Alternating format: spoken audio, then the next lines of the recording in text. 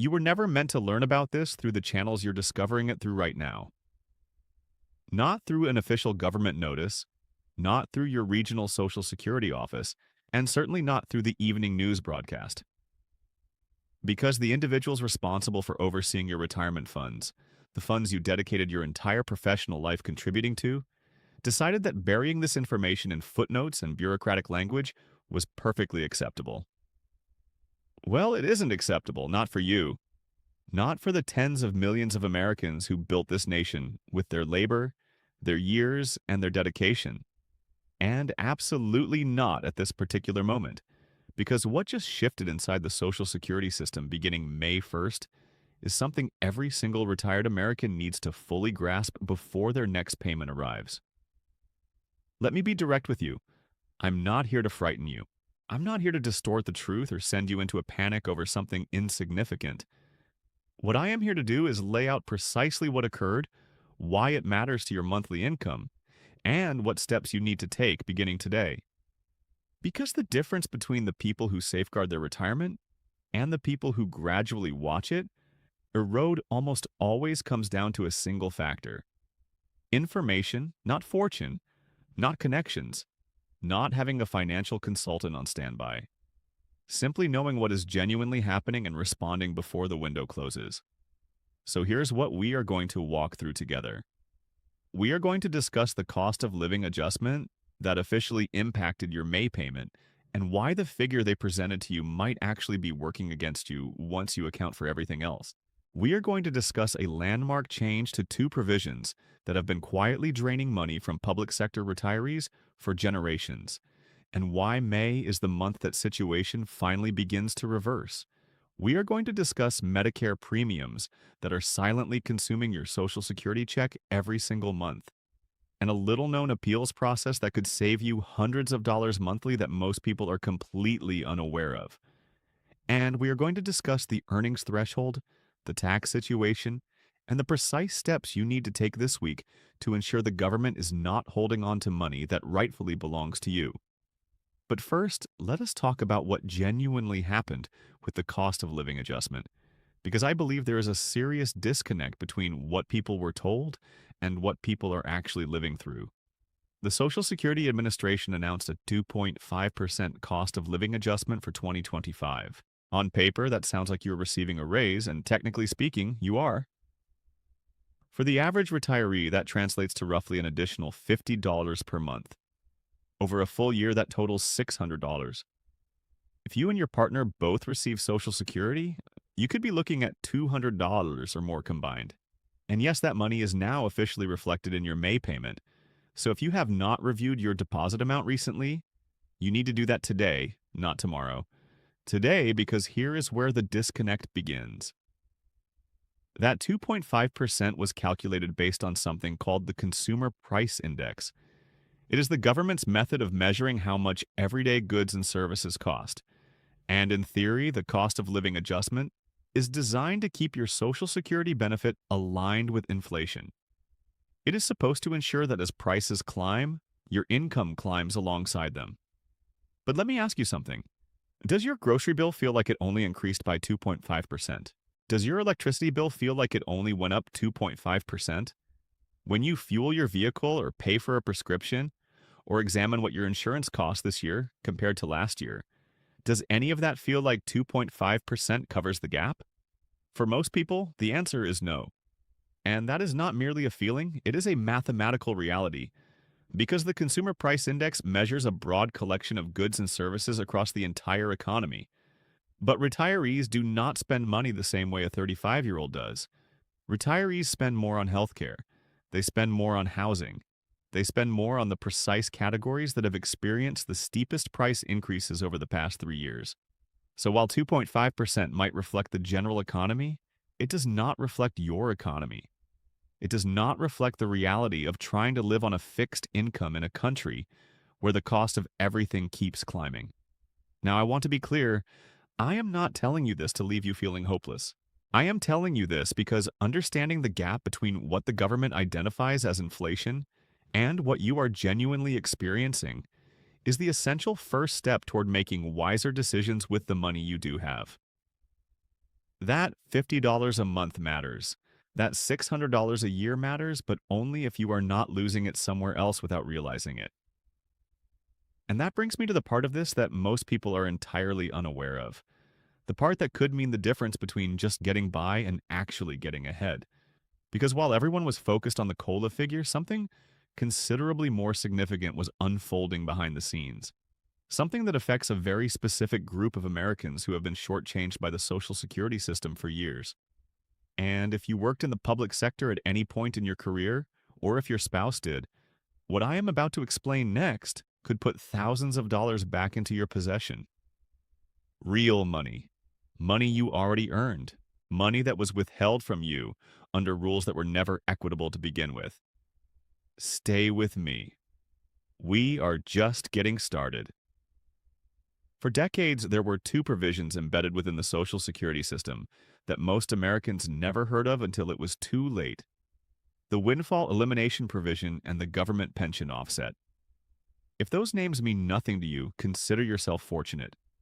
Because for the people who were affected by them, these two rules were responsible for slashing hundreds of dollars from their monthly Social Security checks, sometimes considerably more, year after year after year. Let me explain how this functioned, because it is important that you understand just how inequitable this system was. Suppose you spent 25 years working as an educator in a public school district. During that period, your employer did not contribute to Social Security. Instead, you participated in a state pension program. But before you became a teacher, or perhaps alongside your teaching career during summers and weekends, you also held jobs that did pay into Social Security. You put in your time, you paid your taxes, you accumulated your credits, and when you ultimately retired, you anticipated collecting both your pension and your Social Security benefit because you earned them separately through separate employment. But the government did not view it that way. Under the windfall elimination provision, the Social Security Administration reduced your Social Security benefit because they claimed you were receiving a duplicate benefit. They applied a modified formula to calculate your benefit that could reduce it by hundreds of dollars per month. Not because you did anything improper, not because you manipulated the system, but because you happened to hold a public sector position that carried its own pension plan. Teachers were affected by this. Firefighters were affected by this. Police officers, postal workers, state and municipal employees throughout the country. People who served their communities for decades were penalized for that service when they retired, and the situation was even more severe. The government pension offset was even more aggressive in its application. If your spouse worked in the private sector and contributed to Social Security, and you were entitled to a spousal benefit based on their record, the government pension offset could reduce or completely eliminate that spousal benefit. We are talking about surviving spouses, individuals who lost their husbands or wives, being informed they could not receive the survivor benefit their spouse had earned because they themselves held a government pension. Consider that for a moment.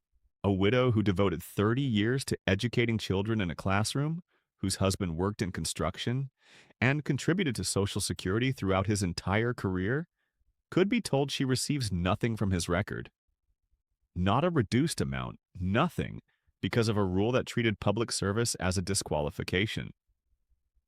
This was the reality for approximately 3.2 million Americans, and for most of them, there was nothing they could do about it. They wrote correspondence. They contacted their elected representatives. They joined advocacy organizations and campaigned for reform. And for years, nothing changed until now. The Social Security Fairness Act was signed into law, and it eliminates both the windfall elimination provision and the government pension offset entirely. Not reduced, not modified, eliminated, gone. And what that means in practical terms is that millions of Americans who have been receiving artificially reduced Social Security benefits are now entitled to their complete benefit amount, the amount they should have been receiving all along. But here is the part that makes May so critically important. The Social Security Administration has been working through the process of recalculating benefits and processing retroactive payments for everyone affected. And May is when a substantial wave of those adjustments are expected to be distributed. Some individuals are going to see their monthly payment increase by $200, some by $400, Some buy even more depending on how severely their benefit was reduced and how long they were impacted. And then there are the retroactive payments. If you were underpaid for months or even years because of the windfall elimination provision or the government pension offset, the Social Security Administration owes you that money. Back payments, lump sum disbursements, real dollars that were withheld from you under rules that no longer exist. Some people are looking at retroactive payments of $5,000. Some are looking at considerably more than that. It depends on your individual circumstances, your employment history, your benefit calculation, and how long these provisions were applied to your account. Now, here's what genuinely concerns me. I know with certainty that there are people watching this right now who are affected by this change and do not even realize it. They never understood why their Social Security check was lower than they had anticipated. They simply assumed that is how the calculations worked out. They accepted the figure on their statement and never questioned it, because the system made them feel as though questioning it was not something they were permitted to do. I need you to hear me clearly on this. Questioning it is absolutely within your rights. It has always been within your rights. And right now, with these provisions eliminated, it is more critical than ever that you examine your benefit with fresh perspective and confirm you are receiving every dollar you are entitled to. If you held any public sector role at any point in your career where your employer did not contribute Social Security taxes, you need to take action. If your spouse held such a position, you need to take action. If you are a surviving spouse whose benefit was reduced or eliminated because of the government pension offset, you need to take action. The Social Security Administration is processing these changes, but they are managing millions of cases, and the individuals who reach out to them, the people who call and verify and follow up, are the ones who receive their money first. I am going to provide you with the precise steps to take later in this video, the phone numbers, the websites, the forms, everything you need. But right now, I want to make sure you fully appreciate just how significant this moment truly is. Because for 3.2 million Americans, May 2025 is not simply another month. It is the month the government finally begins returning what it should never have withheld in the first place.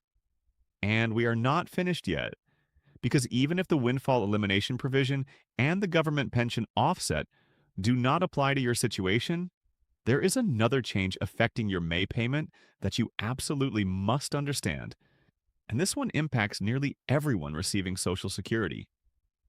Let us talk about the thing that is quietly consuming your Social Security check every single month and worsening every single year.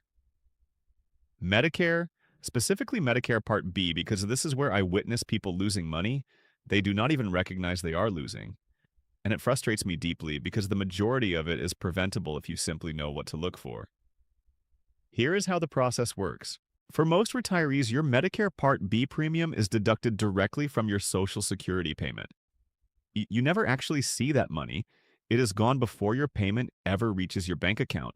And in 2025, the standard Medicare Part B premium rose to $180 per month.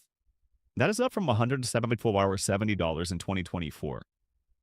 So right there, you are paying an additional $1030 every single month just for the standard premium. Over a full year, that represents an additional $123.60 coming out of your Social Security income. Now recall that 2.5% cost of living adjustment we discussed earlier, the one that was supposed to help your benefit keep pace with inflation. For the average retiree, that COLA added roughly $50 per month, but Medicare immediately reclaimed approximately $10 of those dollars before you ever had access to them. So your actual increase, the money that genuinely ends up in your possession, is closer to $40. And that applies only if you are paying the standard premium, because here is where things become significantly more challenging for many people. And this is the aspect that most retirees do not fully grasp until it is already costing them substantial money. There is something called IRMA, the Income-Related Monthly Adjustment Amount. It is essentially an additional charge on top of your standard Medicare premium that activates if your income surpasses certain thresholds. And the word income here carries considerable weight because the government does not simply look at what you are earning currently. They examine your modified adjusted gross income from 2 years prior. So for 2025, they are basing your IRMAA determination on your 2023 tax return. And if your income in 2023 exceeded $103,000 as an individual or $206,000 as a married couple filing jointly, you are paying more than the standard premium, sometimes substantially more. At the highest income brackets, your Medicare Part B premium can surpass $600 per month. That is more than $7,200 per year being drawn directly from your Social Security benefit for Medicare coverage alone. And many people find themselves in this situation not because they are affluent, but because they experienced a single significant financial event in 2023. Perhaps they sold a property. Perhaps they took a substantial distribution from a retirement account. Perhaps they realized capital gains from selling investments. One prosperous year on paper, and suddenly Medicare categorizes you as financially comfortable for the following 2 years. But here is what almost no one tells you. You can appeal your ERMA determination. If your income has declined considerably since 2023, if you have retired, if you have ceased working, if you have experienced a divorce, the passing of a spouse, or any other qualifying life-altering event, you can submit what is called a life-changing event appeal and potentially have your premium reduced back to the standard amount, or something close to it. The form you need is SSA 44. You can download it from ssa.gov or obtain a copy at your local Social Security office. You complete it, provide documentation of the change in your income, and submit it for review. I have spoken with individuals who were paying $400 per month for Medicare Part B, submitted this appeal, and had it reduced back to $185. That represents a savings of $215 per month. That amounts to $2,080 per year returned to their budget.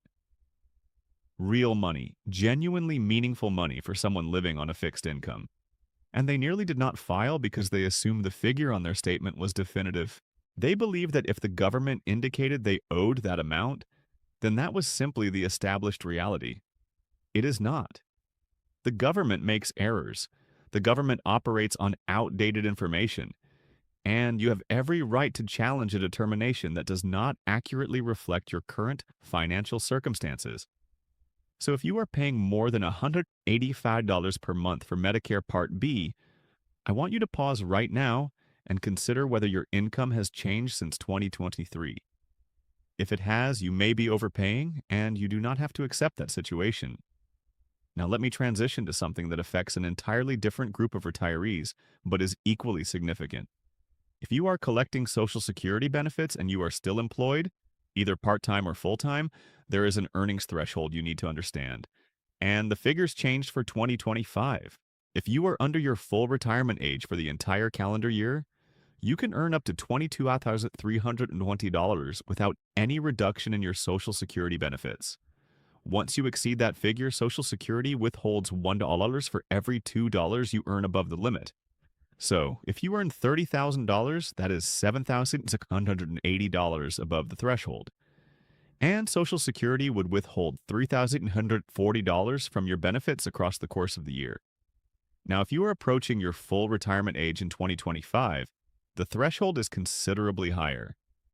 You can earn up to $59,520 in the months preceding your full retirement age, and the withholding rate is less severe.